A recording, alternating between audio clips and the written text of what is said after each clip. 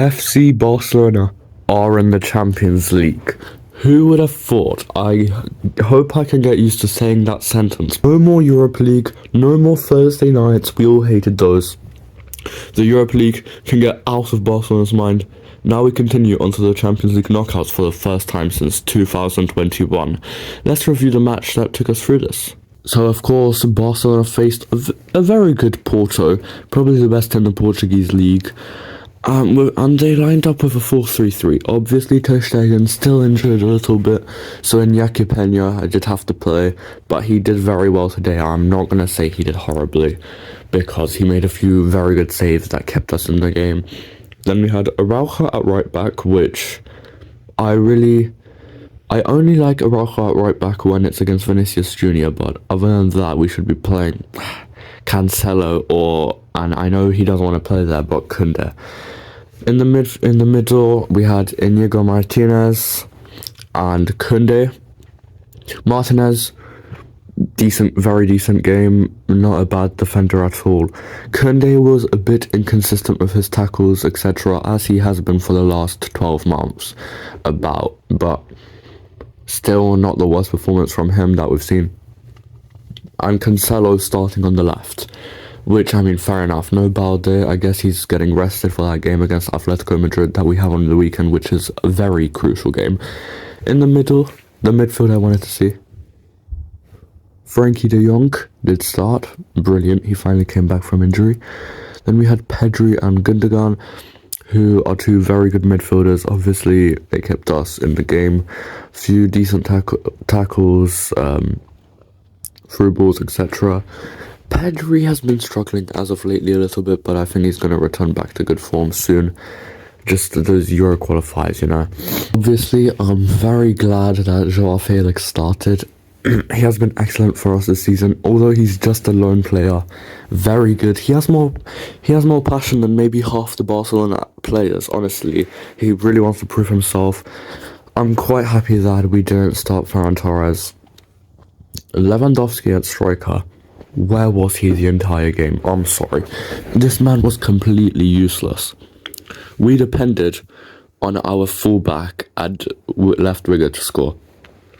Lewandowski has been extremely inconsistent this season. Obviously, last season he won the award for most goals in La Liga, which was 23, I think. But this year around, he's gone like 6 games without scoring. Then he did score 2 against Alves, but that's about it. That was very luck. Now striker should be scoring tons of goals. Obviously, he's not returning to those good old days of the Bayern Munich quality. He is getting older though, so I don't understand it, but we need him to finish off shots. And Rafinha did start on the right, seeing as his performance against Rayon last weekend was very good, so he did get a start. I'm glad that Lamine Yamal did not start over him, because I don't know if he would have been able to just handle this game. Porto are a very strong offensive team, so obviously that would have been hard for him. Rafinha missed a few big chances, but he wasn't the worst player out there on the pitch today. Of course, we started this match, and I just knew we were going to concede. Okay, Porto from the start were looking like a much more attacking-sided team that just posed so many threats to us. And eventually they did score thanks to a Pepe goal. Brilliant in the 30th minute. And I was like, when I saw that, how did I know? We should be playing brilliantly from minute 1, from second 1, but no.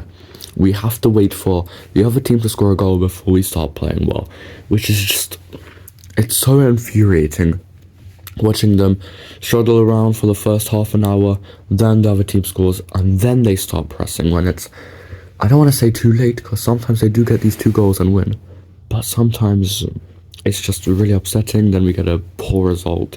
We cannot keep this up for the whole season, otherwise we'll finish 3rd or 4th.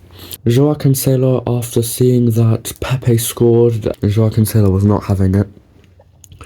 Drew past the team, Pedri, nice assist. Joao Cancelo, when I saw him on the edge of that box, dribbling around those players, I was like, surely this is a goal. I could already see that ball in the back of the net. That's exactly what he did.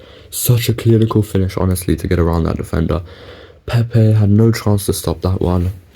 Brilliant goal. And obviously into the second half, we were a much stronger team.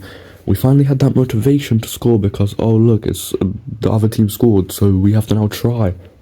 The whole of the second half was very good. We need to be playing like that from the first second though, because that's the Barca way. We need to be scoring 3 goals in the first half and then just finishing it off with a 4 or 5-0 win in the second half.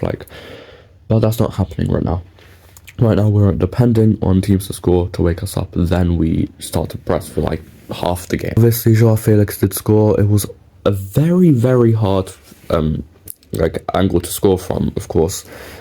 But I'm very glad that he did score that. That was a brilliant goal. Obviously, Joao Cancelo assisting that. And overall, not so much of a bad game. I did fear that Porto could have scored one more, which they really could have, but we held on. Overall, very strong team. And now we look to Atletico Madrid this Sunday. So there'll be videos about that coming out very soon. And until then, goodbye.